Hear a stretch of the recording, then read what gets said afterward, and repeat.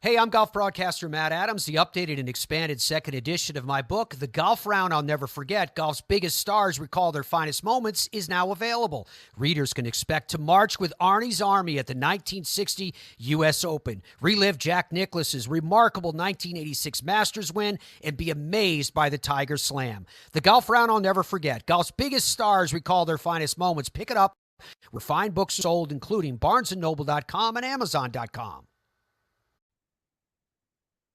Well, I'd like to welcome everybody back to the Football's Family Podcast. And when I'm recording this, it's a Tuesday. I've got another one coming out Wednesday, which is tomorrow. And I am just excited about both of these particular sessions, these particular podcasts. The one tomorrow is over Red Grange, but the one today is something that I'm very, very excited about. And that is because of what happened Saturday. Let me give you a little bit of breakdown. I grew up a Vanderbilt Commodore fan. The first football game I went to was a Vanderbilt game. They lost. And I went to several Vanderbilt Commodore games at Vandy Stadium. It was Dudley Field at the time. Now it's First Bank. And they lost just about every time. 2008 was different. We actually went to the Music City Bowl, and I was there. I had to get off of work that day just to go to the bowl. I've been to 3 Music City Bowls, one to see Tennessee Purdue play, but one to see Vanderbilt, North Carolina State, one to see Vanderbilt Boston College. It was nice. It was a lot of fun. And I recently had a former Vanderbilt player on there, and we talked about that day. But for the most part, growing up, Vanderbilt was never really that good. In fact, if we had 2 wins in a season, we were doing great. Bobby Johnson changed that. James Franklin changed that. But for the most part, all I remember is just bad after bad after bad after bad. Saturday was one of those moments that, as a Vanderbilt fan, it was hard for me to believe. Now, Saturday was a big day in the SEC. A lot of teams who were in the top 10 got beat, and one of them dropped out. But, people are asking me, well, where do you think Tennessee and Alabama will fall once they got lost? And I said, they'll probably be 7, 8, or 9, or 10. And that's about where they landed with the AP poll. But you go back to it. Saturday was a day where I wanted to be at Nissan, or I say Nissan Stadium, at Vanderbilt Stadium. But I was actually with a family going in at the zoo, the Nashville Zoo, which is just down the road from Vanderbilt. And I was like, I'm just going to check on the score. And I pulled up my phone, and Vanderbilt had blanked Alabama in the first quarter. I'm like, that can't be right. That can't be right. And then they started scoring again. Alabama scores so fast. They're so good. But Vanderbilt didn't give up. Vanderbilt kept going. Vanderbilt kept fighting. But as a Vanderbilt fan, you anticipate the worst. The game against Missouri a couple of weeks ago was a week ago was the prime example of that. We had a chance and went to overtime a couple times, and then Vanderbilt got beat. A couple of weeks before that, Georgia Southern, Vanderbilt got beat. But you go back, I was at the Alcorn State game, which was actually pretty cool. My daughter cheered in the halftime, and I got to meet some of Steve McNair's family, which was really cool. Vanderbilt did amazing at that. Vanderbilt beat Virginia Tech. So you're looking at a team that could have been at that point 4-0 going into Nashville to play the number 1 team in the country. Now, whether you believe it or not, Alabama is the number 1 team in the country at this point. Texas and Ohio State have a say in this, and some people here around here especially believe that Tennessee had a say in the number 1 spot. But I don't think that it was a given that Tennessee or Texas or Ohio State was number 1. It was Alabama. Alabama had just beat Georgia, and it wasn't close, obviously. It wasn't close at the very beginning. Georgia came back, and Alabama pulled it out. But whatever the case is, Alabama's undefeated. Now, I'm looking at here on the NewYorkTimes.com/athletic that the last time that Alabama was beaten by Vanderbilt was on September 29th, 1984. 40 years ago. I don't remember this. I was 5 at this time. I don't remember this. they beat Alabama. But before that, it says that Vanderbilt hadn't taken down the Tide since 1969. Then you go back to 1956 for the next win. This is only the 19th time that Vanderbilt has beaten Alabama since 1903, and this is the first top five victory, first victory against a top five team in Vanderbilt history.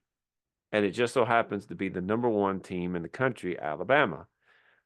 Now, when you read and you hear this, I was listening to it on the radio and I was trying to keep up with it on my phone.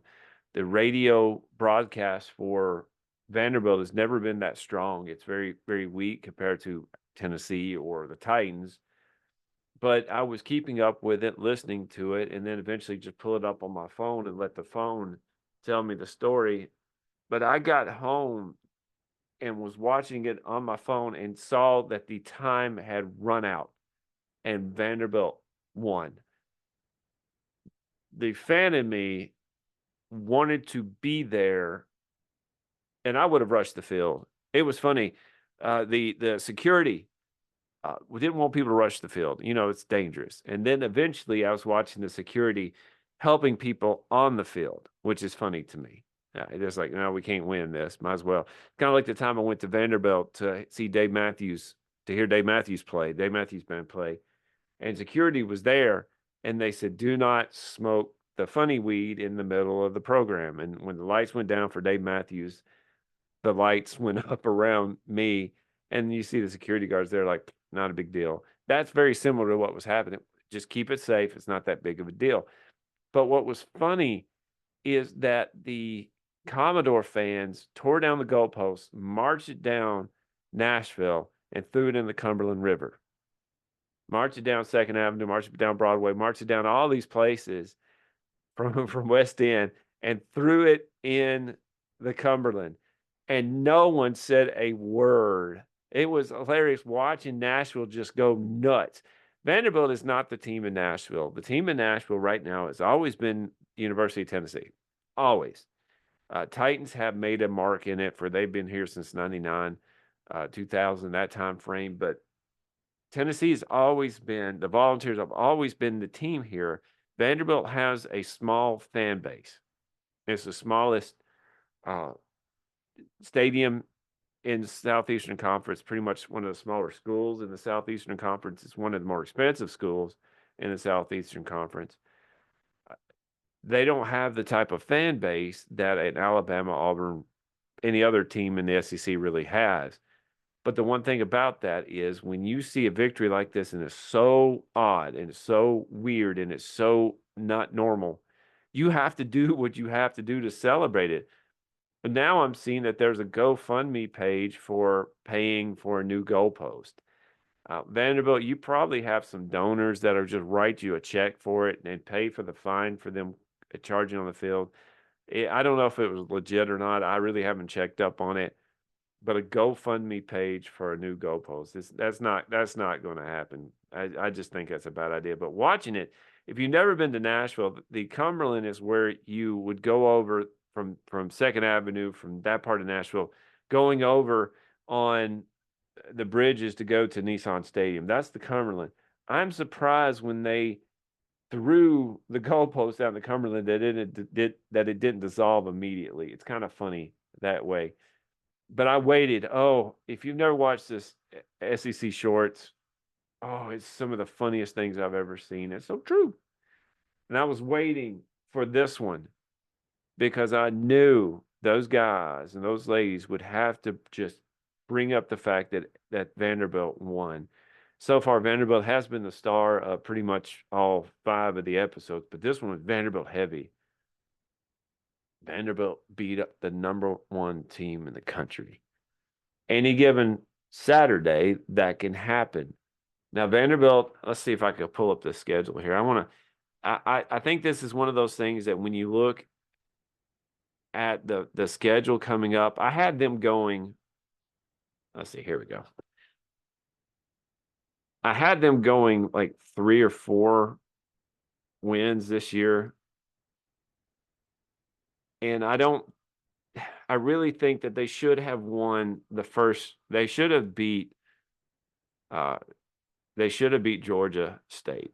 They should have done that.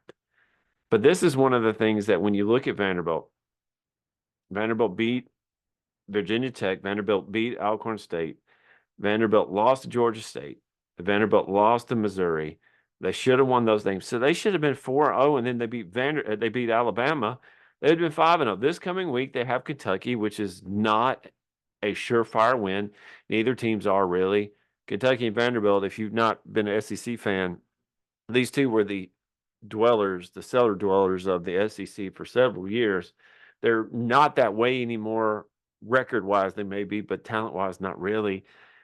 This actually is one of the games that could be pivotal for both teams. If I remember correctly, Kentucky took Georgia to the mat and beat Ole Miss. Both of them are top 10 teams at the time. Vanderbilt has Ball State coming up. Here's the problem with Vanderbilt Stadium or Vanderbilt's schedule from here on out. After Ball State, week 9, they have Texas. Okay. Then they have Auburn. I think they could beat Auburn. They have South Carolina. I think they could beat South Carolina. They have LSU on November 23rd. Maybe a problem. It's down in Baton Rouge, so it probably is going to be a problem. Then they have Tennessee at Vanderbilt. Now, let's see. They're 3-2 now, 4-2, 5-2, 5-3, 6-3, 7-3. There's a possibility Vanderbilt can win 7 games this year, or 8 if they pull it out against Tennessee. 7-5, 8-4. That's a bowl eligible team right there. That's a team that won't be going to the Music City Bowl, even though I wish they would, because I'm right there. I can go to it. That's just me being selfish. But that's a team that can go into a better bowl to get better recruiting. And that's the whole goal of a bowl game, is to get more publicity for your team, or make more money, true, but get more publicity for your team and get better recruits. Vanderbilt has that opportunity. Do not take Kentucky, Ball State, Auburn, and South Carolina for granted, Vanderbilt. Do not play down to their level. They do this a lot. Do not play down to their level. LSU might be a little too much because of where it's located. Baton Rouge is insane. Death Valley is insane to play. The Tennessee game, on the other hand, could Vanderbilt beat Tennessee depending upon where Tennessee is at that time? Because Tennessee still has Georgia and Alabama to play. Tennessee lost to Arkansas, dropping them down to where they are right now. I've told people that Tennessee has to win at least one of those 2 games, Georgia or Alabama, to be in the SEC title hunt. They had to win one or win both of them. That's great, but win one or the other. Now that they've lost to Arkansas, maybe they have to win both of those things. And to me, both Georgia and Alabama are not the team to play right now. Georgia, a one-loss Georgia team, will be playing at this point right now, will be playing against undefeated Texas in the SEC championship game. That is motivation right there for them to stay where they are. Georgia's been a little bit touchy from here every now and then when it comes to their defense and maybe their offensive production. Tennessee, though, shows us in the Arkansas game that their defense is not that great in some cases. What do you think? What do you think?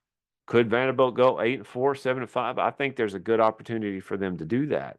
I think if they take care of business in Kentucky, Ball State, Auburn, and South Carolina, I don't think they're going to win against Texas. Just don't think that's going to happen. Texas is just probably, right now, in my opinion, the best team in the NCAA. Just so happens to be the newest member of the SEC, along with Oklahoma, where we found out Oklahoma's a little bit suspect too. Texas is legit. So I don't know. And if Vanderbilt pulls off another victory against a number 1 team, Vanderbilt's coach needs to have a lifetime supply of mayonnaise from Will Levis. I don't know. They just signed him to a lifetime contract. But I want to thank y'all for listening to the Football is Family podcast. Hey there, sports history fan. This is Arnie Chapman, a.k.a. the Football History Dude.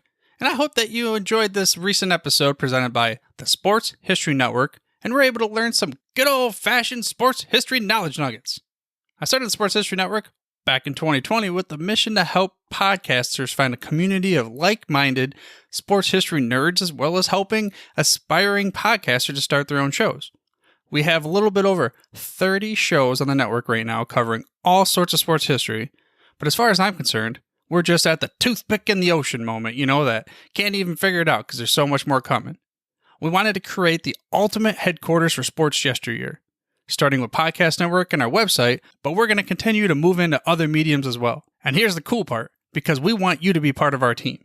So if you're interested in starting your own podcast, or maybe being a guest on one of our shows, or who knows, maybe even writing an article for us over on the website. Seriously, all you gotta do is reach out to us on the contact page over at sportshistorynetwork.com. You can be as technologically savvy as a Neanderthal tapping on a stone trying to figure out this whole hieroglyphics thing back in the day. Again, it doesn't matter, because even if you don't understand the whole podcast space, we have a production team that can pretty much help you out with doing everything. All you gotta do, head over to sportshistorynetwork.com, head to the contact page, fill it out. That message goes right to me, and I'll reach out to you as soon as I can. But for now, dude, I'm through if you're through.